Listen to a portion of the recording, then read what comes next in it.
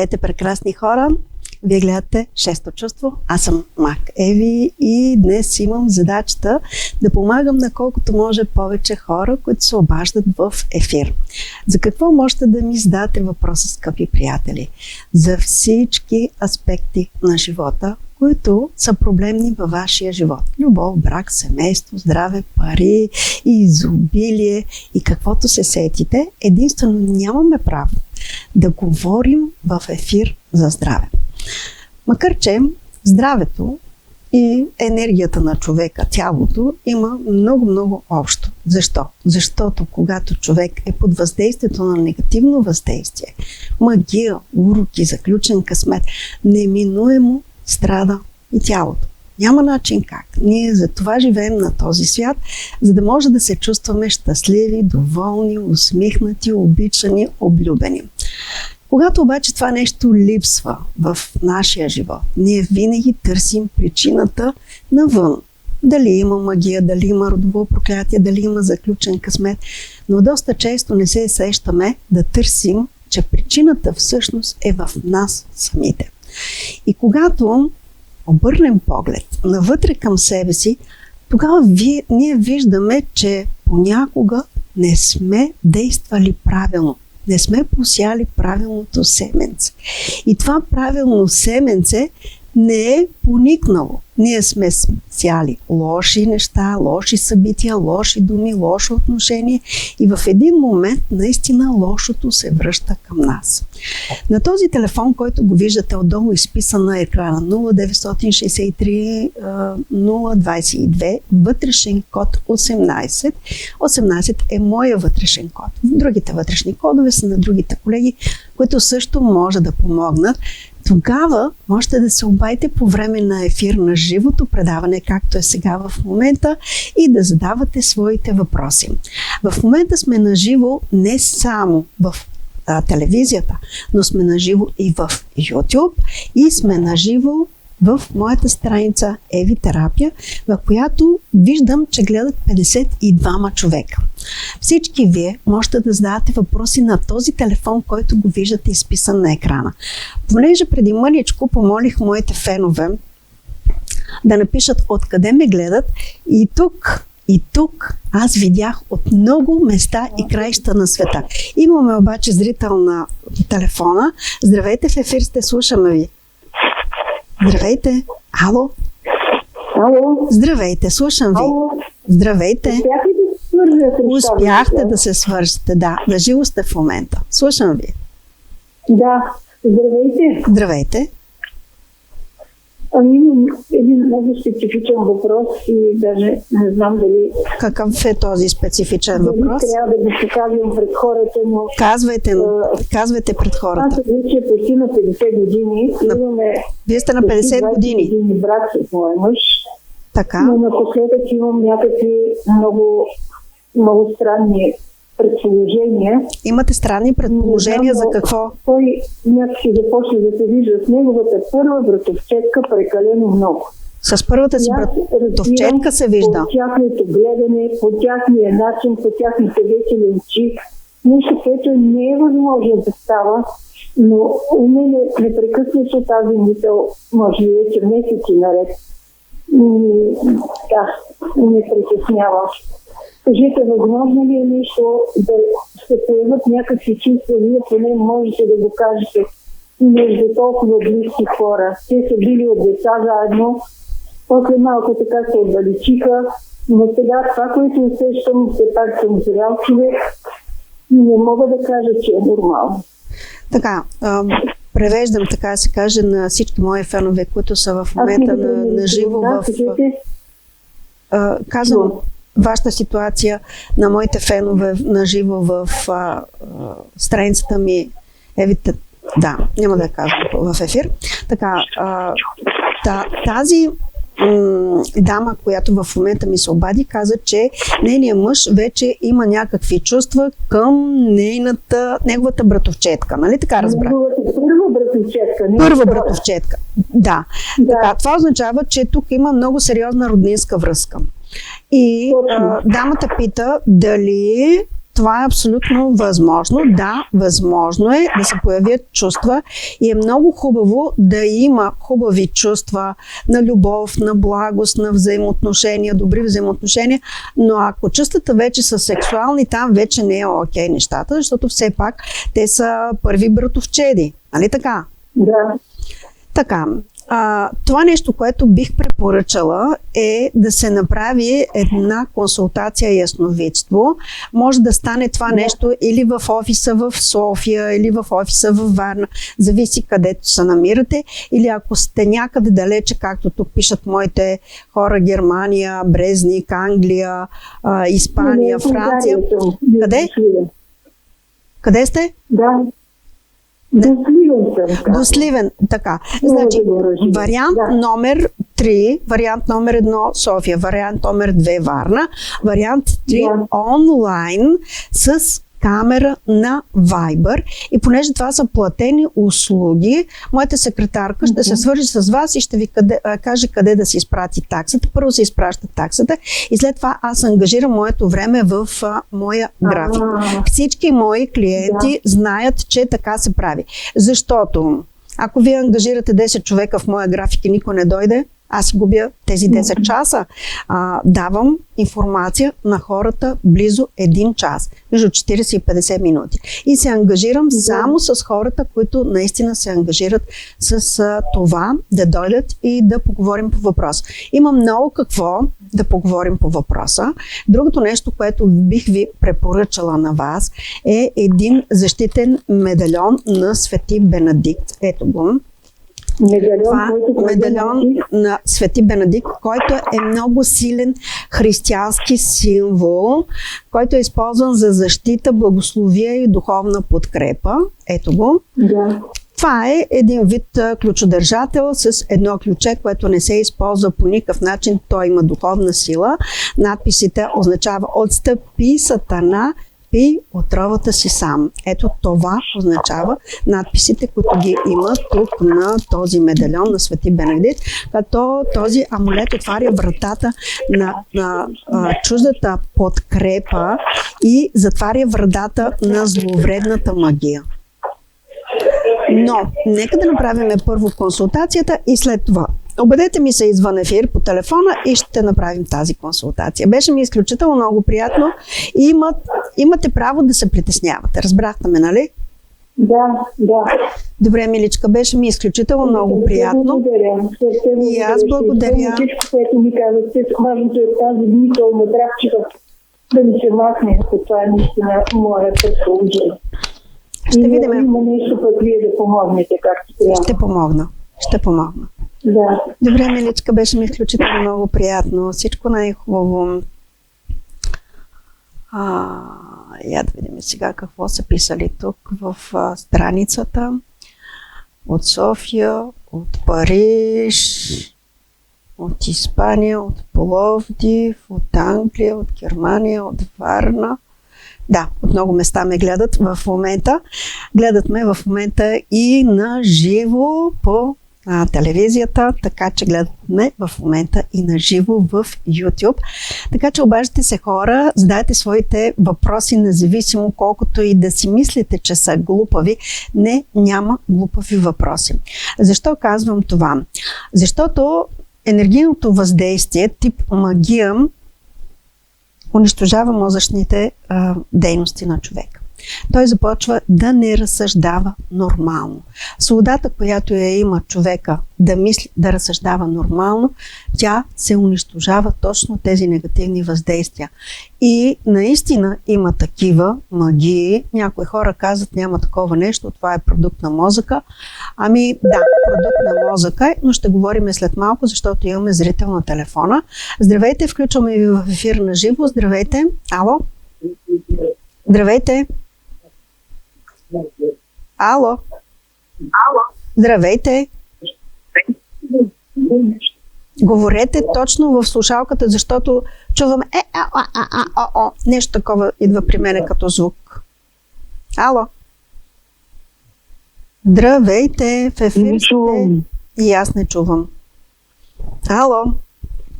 Здравейте. Да, ами понякога връзката... Знаете ли какво се получава? Преди много години бях на живи предавания в Унгария. Тогава ми плащаха да отида до там, да се върна, плащаха ми да бъда на екран и тогава какво се получава? Всички хора звънят на телефона, задръстват линията и тя блокира и тази дамата, която беше в апаратната, казва: ви говори нещо, защото всичките линии блокираха. Така че сега и аз ще говоря. Какво е необходимо да знае човек, когато е под въздействието на негативните въздействия, зловредните влияния, магиите? Необходимо е да се допита до експерт, който да му каже има ли такива или няма такива. Магията е едно зловредно влияние, което не е просто да бъркаш с една лъжица някакви отвари от грозни билки, които да се изпият и човек там да се омагьоса. Магията всъщност е зловредно влияние, начин на мислене, отпратена зла мисъл към нищо не подозиращ човек. И когато тази мисъл, форма, пристигне до човека, който не подозира нищо, който е добър, който си живее живота, който си гледа децата, ходи си на работа, тогава започва да му се спъват нещата и да има прегради пред него. Какви са тези прегради? Не му върви в живота, не му върви в късмета, започва да се нещо и трябваше да кажа, което няма да го кажа, нали, защото има хора, които следят тези думички. И тогава се разрушава семейството му. Тогава се разрушава цялостно живота му. Човек започва да куца, да се задъхва от липса на енергия, от липса на късмет, от липса на всичко, което трябва да имаме в живота.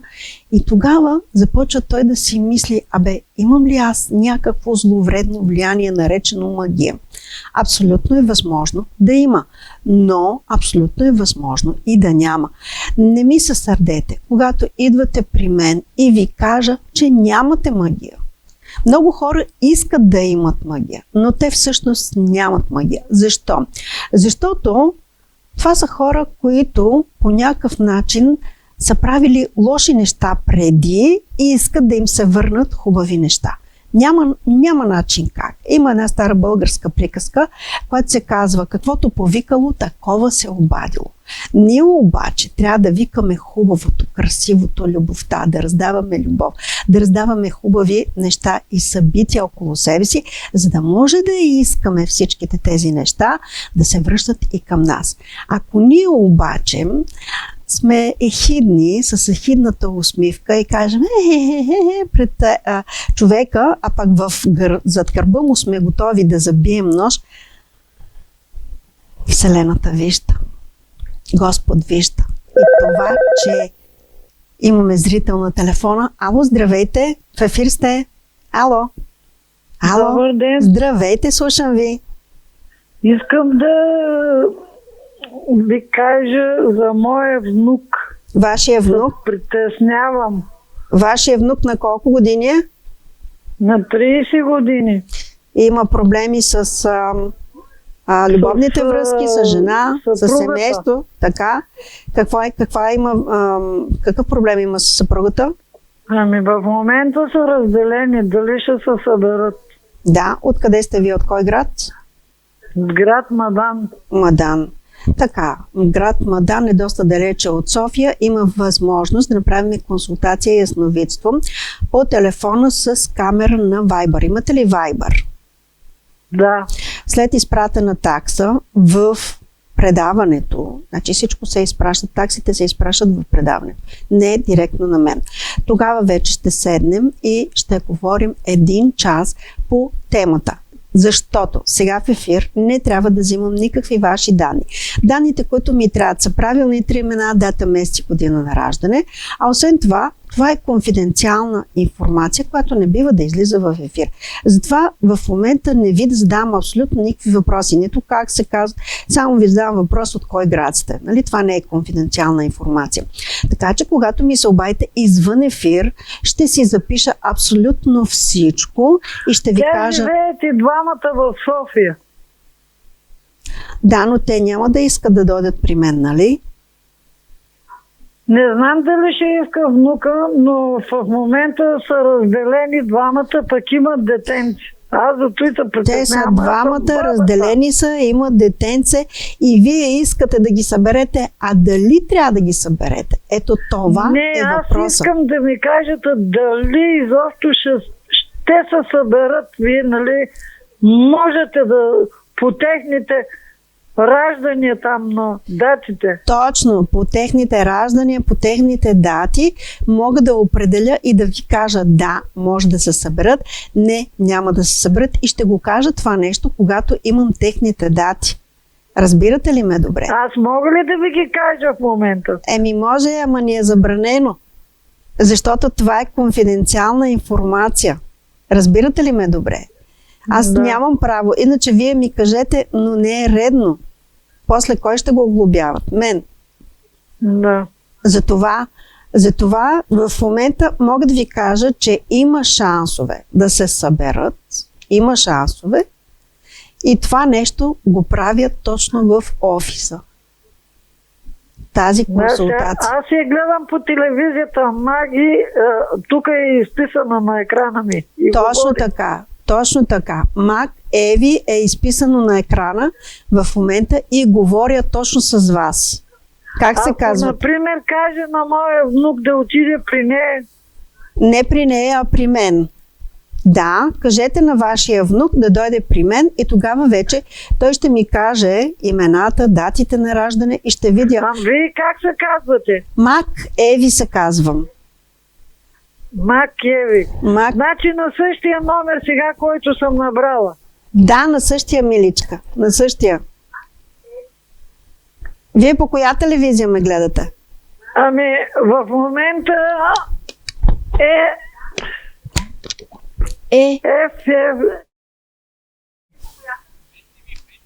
Фен ТВ.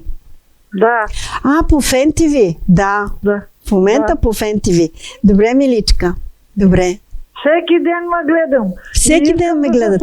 Много се притеснявам, от 1 година са разделени. С основание, миличка, се притеснявате. С основание. А щом като от 1 година са разделени, това означава, че има виновни хора, за да са разделени. Или единия, или другия, или най-добрия вариант е когато аз съм гледала такива хора и двата човека са виновни за раздялата на едно семейство. Има ли обаче детенце, това означава, че тези хора са отговорни за детето или за децата. Те са отговорни много хубаво живееха, бе. Нещо има трети човек, но не съм. Най-вероятно. Добре, хайде ще направим така. Дайте ми първата буква на вашия внук.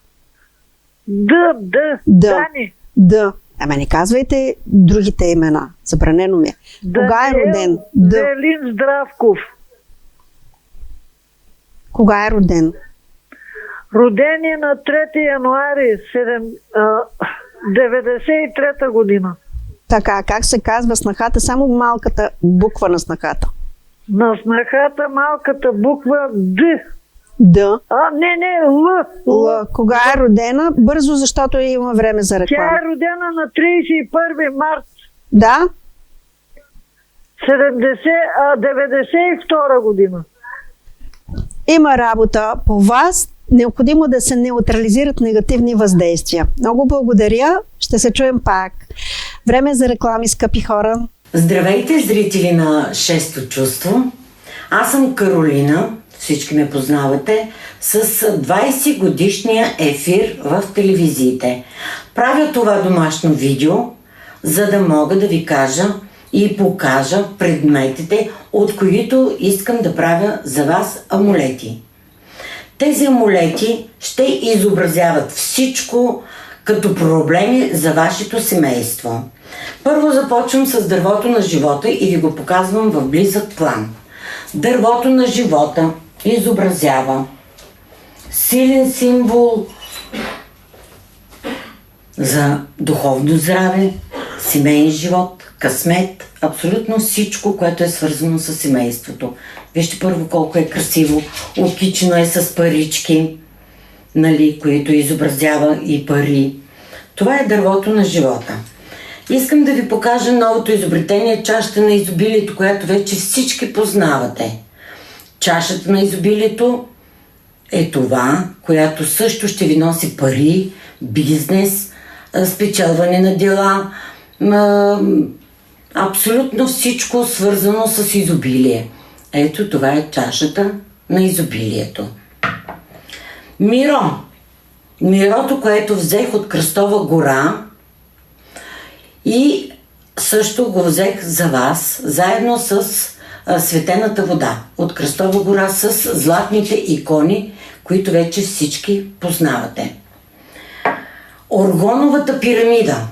Която оргонова пирамида ви зарежда с положителна енергия.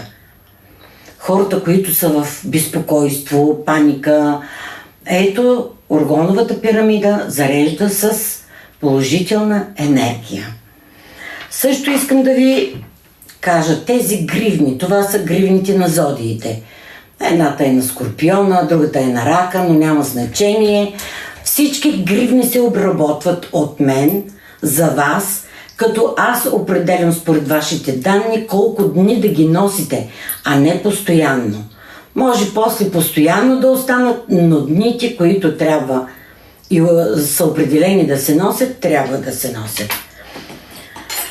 Това е за защита на вашия дом.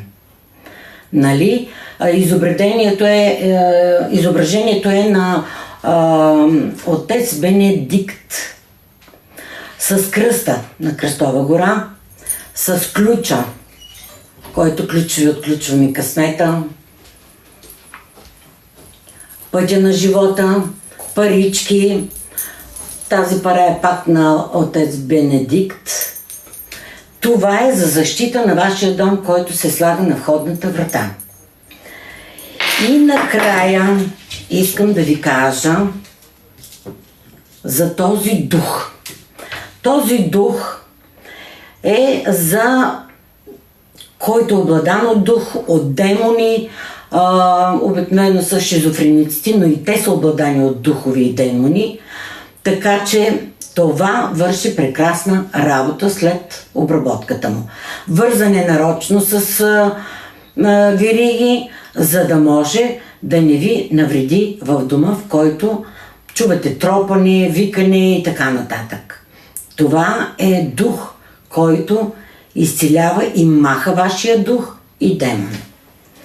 И няколко думи само за шесто чувство. Искам да ви кажа, че шесто чувство е много гледано предаване. В момента е с най-добрите магови, по-добри от тях няма. Много е гледано предаването в телевизиите. Колегите, които или са напуснали, или сме ги изгонили, вече няма да се върнат при нас.